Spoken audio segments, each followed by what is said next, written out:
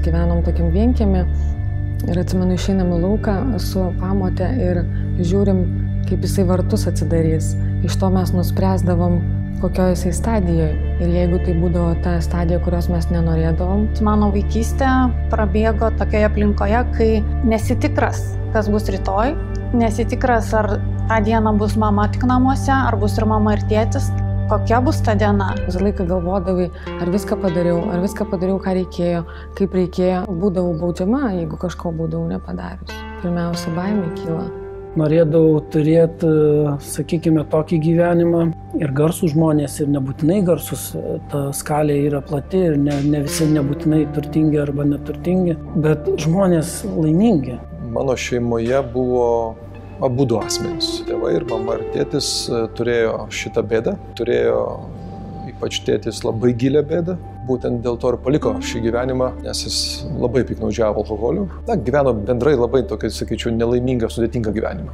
Labai svarbu vaikui suprasti, kad tai nėra tavo atsakomybė. Ką aš pajaučiau pati ant savęs, kad susimaišo vaidmenys. Negali iš vis kalbėti apie auklėjimą arba kažkokį tai buvimą su vaikais išgėrus. Žinoma, tuo metu, kada gerima ir stipriai išgerinėjama, vaikai prižiūri dažniausiai patys save. Vaikai, jie neretai galvoja, kad tėvai, ypatingai jeigu mes kalbam apie tėvus, kad jie geria dėl to, kad tie vaikai yra negeri kažko. Po eilinio konflikto šeimoje, tuo metu gyvename Jonavoje, tai turėjau pabėgti iš namų, kaip tik ėjau ten tokią parduotuvę. Dabar gal ne kitaip vadinasi, anksčiau buvo banga. Nedaug trūko, būčiau pasiėmęs plytgalį, išdaužęs vitriną, kur stovėjo alkoholinių gėrimų skyrius. Aš pasidariau mama, aš pasidariau tėvas šeimoje. Ir aš palikau savo vaikystę kažkur tai. Turėjau greitai suaugti ir nešiausi tą atsakomybę. Toks pyktis. Mano tėtis, kuris buvo ypatingai geras, talentingas, protingas žmogus, turėjo priklausomybę nuo alkoholio. Aš manau, kad Lietuvoje nėra nė vieno žmogaus, kuris artimoje aplinkoje nebūtų susidūręs su šita problema. Nebūtinai yra asmeninė šeimoje, tai būtų ar dėdės, ar seneliai, ar brolių šeimos, ar seserų šeimos, kur alkoholio priklausomybės problema yra. Nes jei tėtis pareis girtas, tai tikrai bus skandalas, bus pykčiai ir greičiausiai tėtis kels ranką prieš mamą. Nuo baimės, gėdos, fizinio smurto, finansinių nuostolių. Jau lankantis klasėje, kalbėdamas iš karto matai,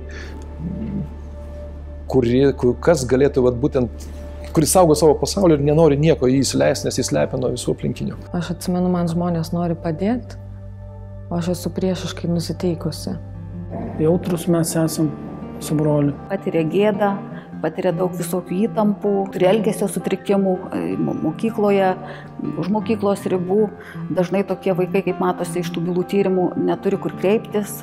Man padėjo psichologas. Aišku, čia yra toks momentas, kurio nesinori garsiai sakyti tarp savo bendramžių ir jeigu tau pasiūlo psichologą, tai tu jautiesi kažkoks netoks, kitoks. Tiesiog noriu parodyti tokiems ypatingai vaikams.